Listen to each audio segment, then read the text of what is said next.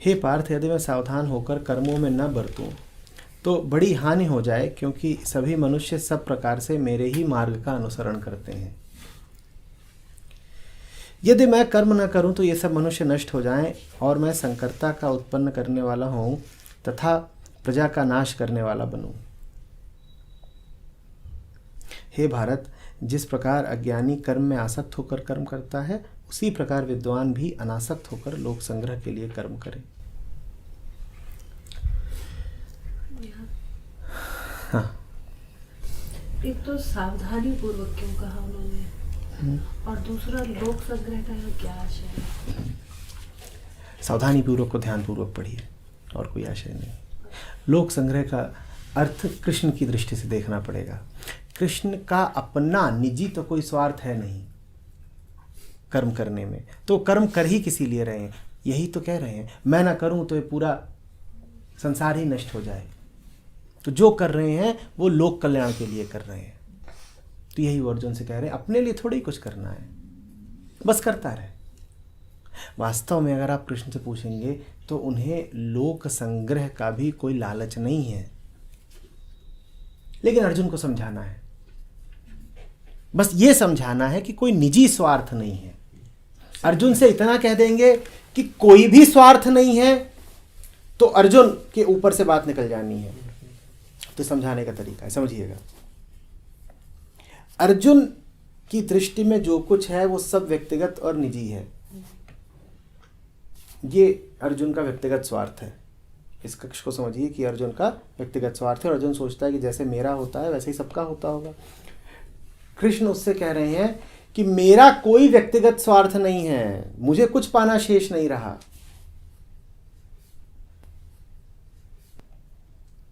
पर अगर ये कह देंगे कि बिल्कुल ही कुछ पाना शेष नहीं रहा तो अर्जुन को पचेगी ही नहीं बात। तो अर्जुन से कुछ और कहते हैं। क्या? अर्जुन से कहते हैं मेरा जो स्वार्थ है वो इस कमरे के भीतर नहीं, कमरे से बाहर है। कमरे से बाहर मेरा क्या स्वार्थ है? लोक संग्रह, जन कल्याण। इस बात पर गौर मत करिए कि वो कह रहे हैं कि लोक संग्रह हेतु। इस बात पर गौर करिए कि वो कह रहे हैं कि मुझे अब इस जगत में कुछ पाना शेष नहीं है। लोक संग्रह की बात सिर्फ इस बात को प्रमुखता देने के लिए, हाईलाइट करने के लिए बोली है कि मुझे दुनिया से कुछ नहीं लेना है। आप समझ रहे? उन्हें वास्तव में लोक संग्रह से भी कुछ लेना देना नहीं है। कर्म उनकी मौज है, लोक संग्रह क्या, दुनिया तो उनकी चेरी है, उनके इशारों पर चल रही है, उनकी माया है, उन्होंने बिछाई है। जिस दिन उनकी मौज होगी समेट लेंगे। तो कल्याण है तो क्या, कोई वास्तविकता है दुनिया में क्या कि उसका कल्याण करना है? ये सब लोग जो घूम रहे हैं इनमें कोई असलियत है? इनके दुखों में कोई असलियत है? इनके सुखों में कोई असलियत है कि इनके दुख मिटाने हैं? कहिए। संकर से क्यों कहा? संकर, संकर से अर्थ है यहाँ पर वर्ण संकर। जानते हैं? वर्ण संकर का अर्थ होता है कि जो वेद प्रदत्त व्यवस्था के विपरीत पैदा हो गया हो। इसका आशय अक्सर ये ले लिया जाता है कि जो अपने कुल, जाति, धर्म इत्यादि में हुए विवाह की उत्पत्ति नहीं होता, उसे कह देते हैं वर्ण संकर। नाजायज? हाँ, नाजायज समझ लीजिए। लेकिन वास्तव में जब कृष्ण संकर शब्द का उपयोग करते हैं तो उनका अर्थ है कि जो कृष्ण के बहाव से उत्पन्न ना हो। कृष्ण कहते हैं अगर मैं न चलाऊं दुनिया को, अगर दुनिया कृष्ण की धारा से न चले तो दुनिया किन्हीं और धाराओं पे चलेगी। फिर जो लोग निकलेंगे वो सब संकर होंगे, वो किसी आंतरिक व्यवस्था से नहीं निकल रहे। सीधे सीधे शब्दों में ऐसा समझ लीजिए कि कृष्ण अर्जुन को समझाने के लिए कह रहे हैं कि मैं ही वो प्रेममय आत्मा हूं जो एक स्त्री और पुरुष में निवास करती है। मैं न हूं तो जितनी संतानें उत्पन्न होंगी वो प्रेम का परिणाम नहीं होंगी, वो कृष्ण का परिणाम नहीं होंगी, वो संकर होंगी। वो निकली होंगी लोभ से, लालच से, कामुकता से, भय से, हिंसा से। ये आशा है उनका। सकाम कर्म से। सकाम कर्म से। अब ये अलग बात है कि अगर दुनिया को देखें तो सब शंकर ही शंकर हैं।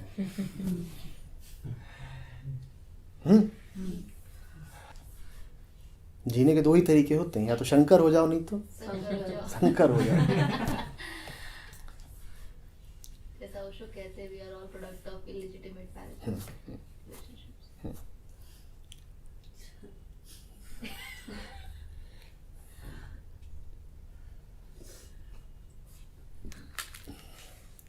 हे पार्थ, यदि मैं सावधान होकर कर्मों में न बरतूं तो बड़ी हानि हो जाए, क्योंकि सभी मनुष्य सब प्रकार से मेरे ही मार्ग का अनुसरण करते हैं। यदि मैं कर्म न करूं तो ये सब मनुष्य नष्ट हो जाएं और मैं संकर्ता का उत्पन्न करने वाला हूं तथा प्रजा का नाश करने वाला बनूं। हे भारत, जिस प्रकार अज्ञानी कर्म में आसक्त होकर कर्म करता है, उसी प्रकार विद्वान भी अनासक्त होकर लोक संग्रह के लिए कर्म करे। सब मनुष्य सभी प्रकार से मेरा ही अनुसरण करते हैं। गहनतम इच्छा यही होती है, लेकिन भूलिएगा नहीं कि कृष्ण के रास्ते में कृष्ण की माया ही बिछी हुई है। अनुसरण करना तो कृष्ण का ही चाहते हैं, लेकिन पहुंच कहीं और जाते हैं। जाना था जापान, पहुंच गए चीन। समझ गए ना? कि जैसे कोलंबस, जरूरी नहीं है कि सबके हाथ अमेरिका लग जाए। फिर भी कोई समझा तो नहीं।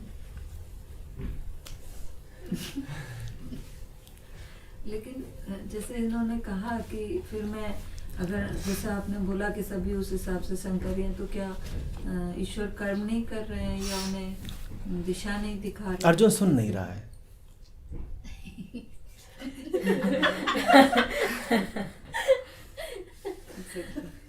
संसार संकरों से भरेगा या नहीं भरेगा, ये तो सिर्फ एक बात पे निर्भर करता है। क्या? अर्जुन कृष्ण की सुन रहा है कि नहीं सुन रहा है? संसार में जो प्रत्येक व्यक्ति है कौन है? अर्जुन ही है।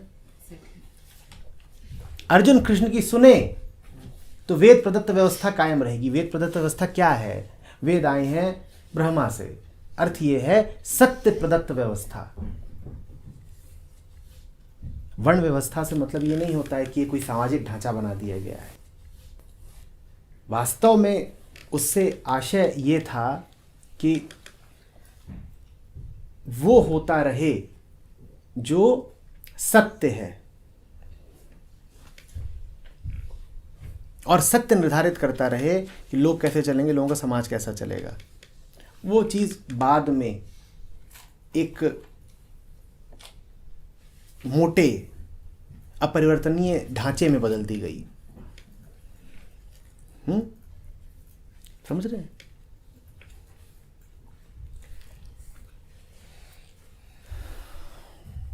हे भारत, जिस प्रकार अज्ञानी कर्म में आसक्त होकर कर्म करता है, उसी प्रकार ज्ञानी अनासक्ति में कर्म करे।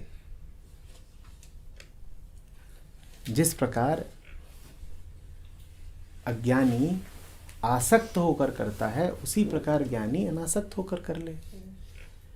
छोटी सी बात कह रहे हैं। अरे वैसे कर लेते हो तो ऐसे क्यों नहीं कर सकते? जो कठिन था, अगर वैसे करने में तुम्हें कोई तकलीफ नहीं हुई, तो जो आसान है वैसे करने में तुम्हें क्या तकलीफ हुई जा रही है?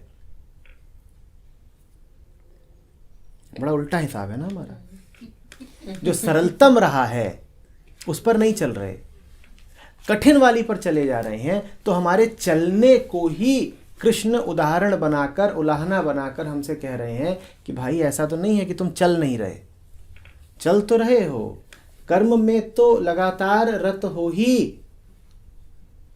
जब उस प्रकार का कर्म कर सकते हो जो करने में तुम्हें 100 दुख मिलते हैं, तो इस प्रकार का कर्म क्यों नहीं कर लेते जिसमें दुख सुख दोनों से मुक्ति है?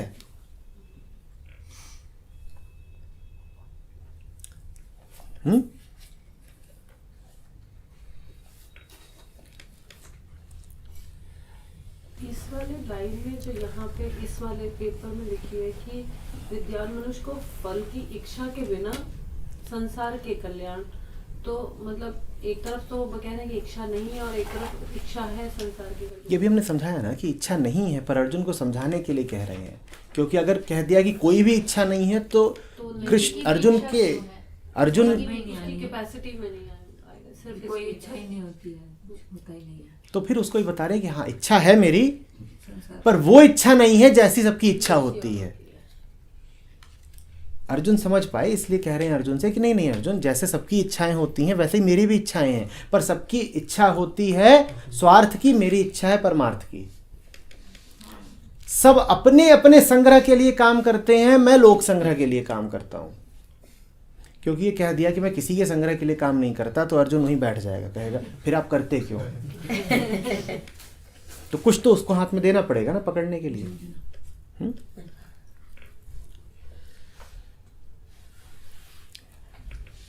मजेदार है अगला श्लोक।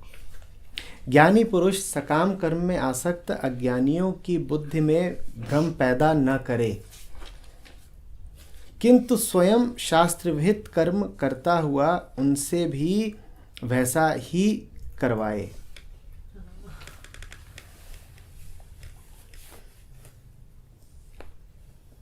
बुद्धि में भ्रम पैदा न करे। जो पहले ही सकाम कर्म में लगा ही हुआ है, जान तो ये पड़ता है कि उसकी बुद्धि तो पहले ही भ्रमित है।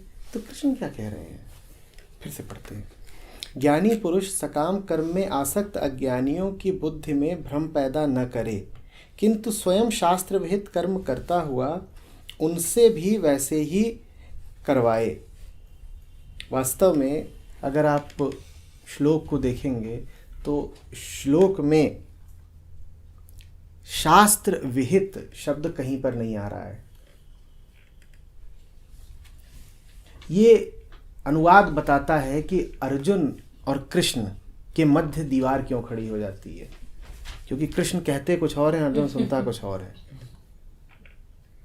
अनुवादक कृष्ण से भी आगे निकल गया है, उसने कहा कृष्ण ने जो कहा होगा सो कहा होगा, क्योंकि अगर वो कृष्ण के शब्दों के साथ चले तो कृष्ण बस इतना कह रहे हैं कि सम्यक कर्म। इसमें शास्त्र वेद नहीं है ना, जहां है उसकी बात कर रहा हूं, आप समझ रहे हैं। मात्र इतना कह दे कि समाचरण करते हुए, कि सम्यक कर्म करते हुए, तो खतरा हो जाता है, डर लगता है। डर क्या लगता है कि हमारे ढांचे टूटेंगे और हमारे क्षेत्र से बाहर की किसी ताकत के वशीभूत होकर कर्म करना पड़ेगा। सम्यक कर्म तो हम जानते नहीं, तो हम कह देते हैं शास्त्र विहित कर्म। और शास्त्र विहित कर्म अगर यहाँ पर अनुवादक ने लिख भी दिया है तो उसको ऐसे पढ़िए कि जैसे शास्त्र सत्य से आए हों, तो सत्य विहित कर्म, सत्य कर्म। शास्त्रों को फिर कागज मत मानिए, शास्त्र विहित को ऐसे ही पढ़ लीजिए कि सच्चा कर्म।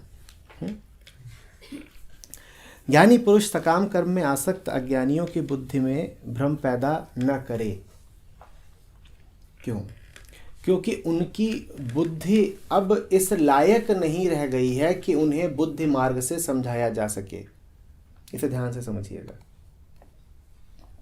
जो वास्तव में ज्ञानी है वो निर्बुद्धियों को बुद्धि मार्ग से नहीं समझाएगा। वो सकाम कर्म में आसक्ति क्यों होते अगर उनकी सद्बुद्धि होती।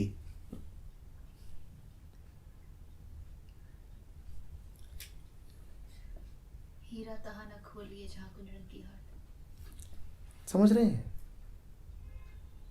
कोई आए आपके पास जिसे सुनाई ही ना देता हो, और वो आया ही यही शिकायत लेकर के है कि मुझे सुनाई नहीं देता, तो क्या आप उसे बोल बोल कर निदान बताएंगे?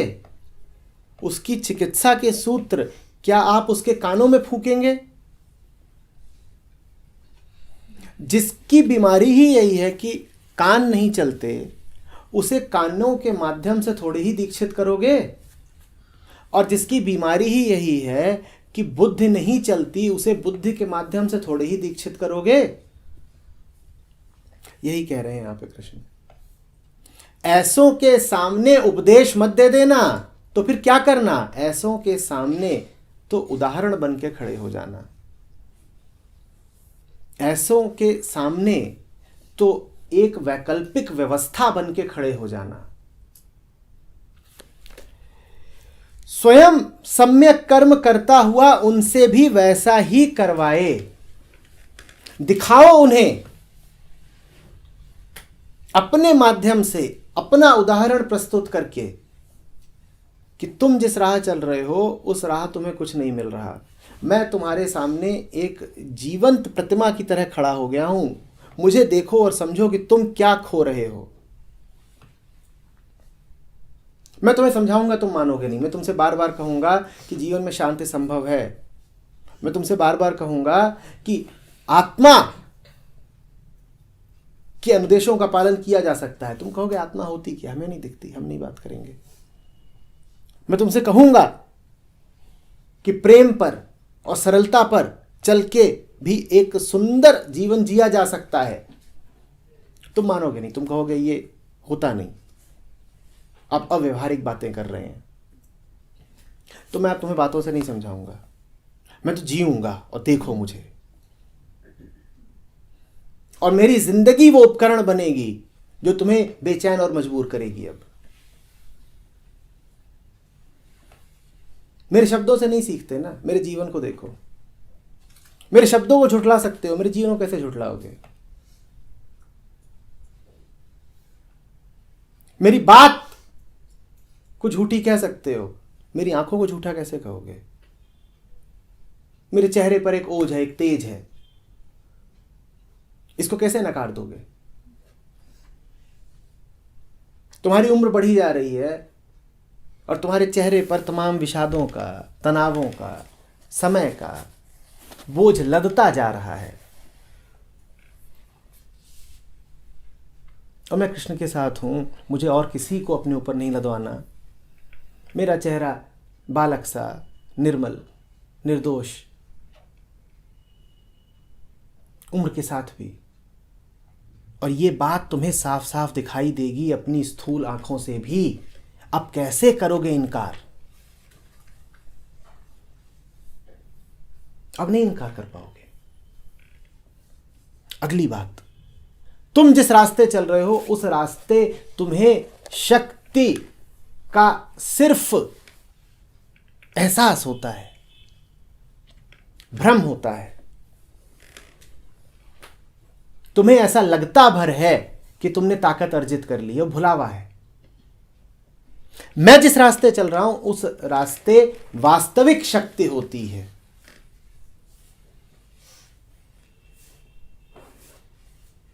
और जो वास्तविक शक्ति है वो हमेशा काल्पनिक, भ्रामक विपर्य पर भारी ही पड़नी है। तो मैं तुमसे उचित कर्म करवा भी लूंगा, क्योंकि समझा के तो तुमको मनवा नहीं पाऊंगा। शक्ति ऐसी आएगी मेरे पास कि मैं व्यवस्था ही बना दूंगा जिसमें तुम्हारे सामने भटकने का विकल्प कम से कम हो जाए।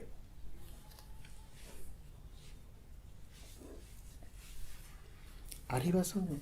कृष्ण कह रहे हैं अर्जुन से, अर्जुन बहुत ऐसे होते हैं जो अब न तो देख के समझेंगे, न सुन के, न उपदेश मार्ग से, न ज्ञान मार्ग से।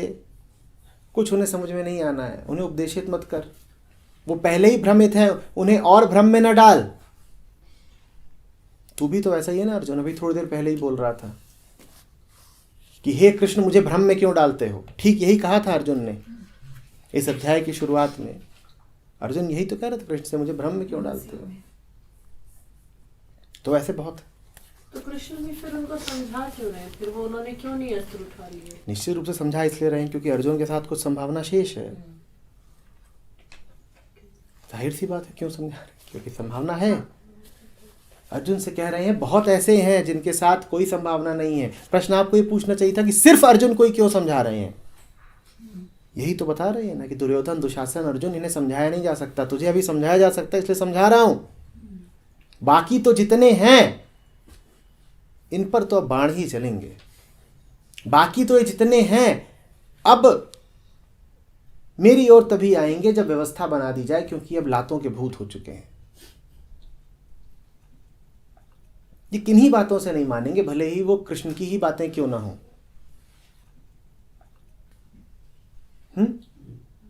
ऐसों के लिए कृष्ण का कहना है कि उनको तो उनके रास्ते चलने दो, वो तो जब देखेंगे अपने रास्तों का परिणाम, और जब वो देखेंगे कि जिन रास्तों पर चल रहे हैं उन पर चलकर वो कितने शक्तिहीन हो गए हैं, तब वो स्वयं ही तुम्हारी शक्ति के आगे झुकेंगे।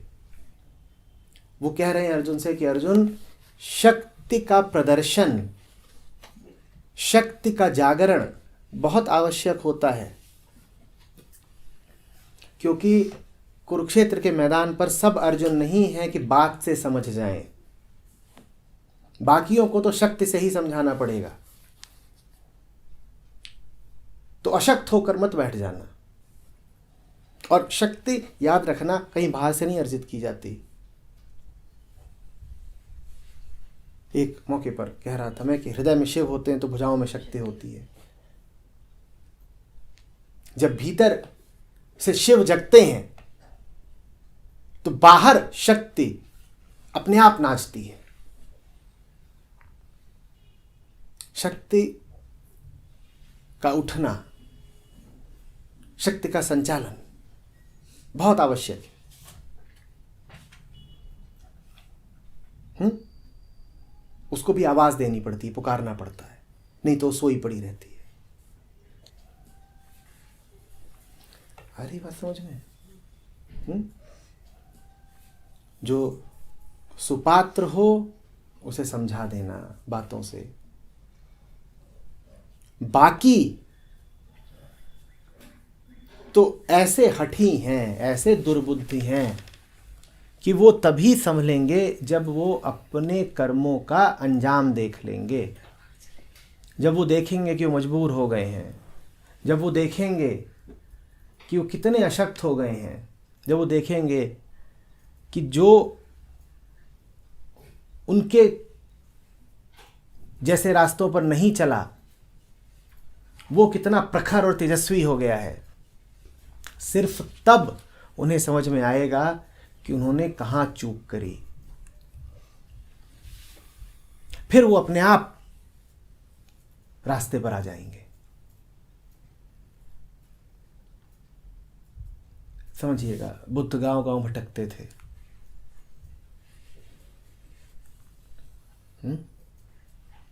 पूरे उत्तर भारत में पदयात्रा करते रहे, लेकिन राजधानियों में खूब आना जाना था बुद्ध का। राजधानियों में क्यों आते जाते थे इतना? क्योंकि राजा वही है। क्योंकि राजा वही है।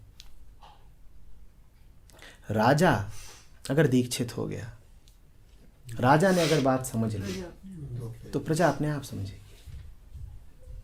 कितने ही मौकों पर ऐसा हुआ कि राजा अगर बौद्ध हो गया तो प्रजा का भी बहुत बड़ा वर्ग आसानी से बौद्ध हो गया,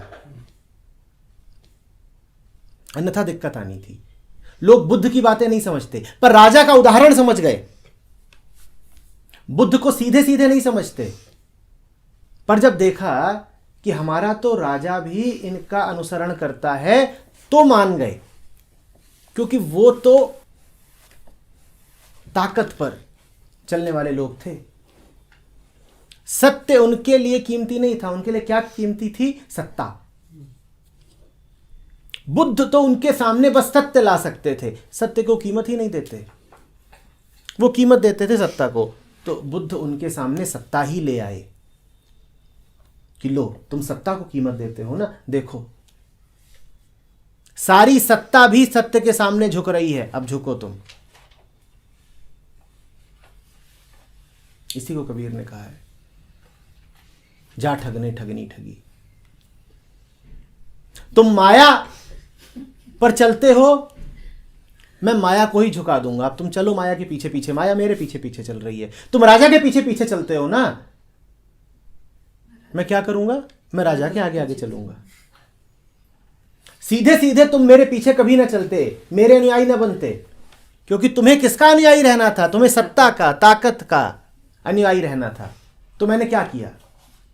सत्ता को ही बना लिया। अब सत्ता ही मेरे पीछे चल रही है। तुम चलो पीछे सत्ता के पीछे चल के तुम किसके पीछे चल रहे हो? मेरे पीछे चल रहे हो। यही बात अर्जुन से कृष्ण कह रहे हैं। दूसरों की परवाह एक बिंदु के आगे मत करना, तुम स्वयं चमकना, और फिर तुम्हें पता भी नहीं चलेगा कि तुम्हारे चमकने के फलस्वरूप लोग कितने कितने तरीकों से तुम्हें आदर्श बनाने लगे हैं, सत्य की राह चलने लगे हैं। क्योंकि कितनों को समझाओगे? कहते हैं ना कबीर, का से कहूं सब जग पगलाना, का से कहूं सब जग दीवाना।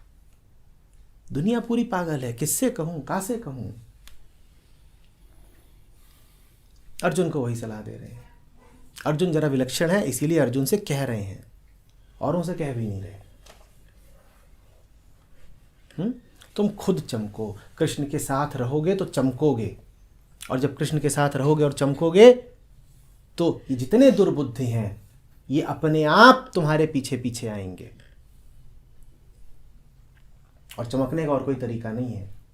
कृष्ण की संगत के अलावा, शिव की संगत के अलावा शक्ति के जागरण का और कोई तरीका नहीं है।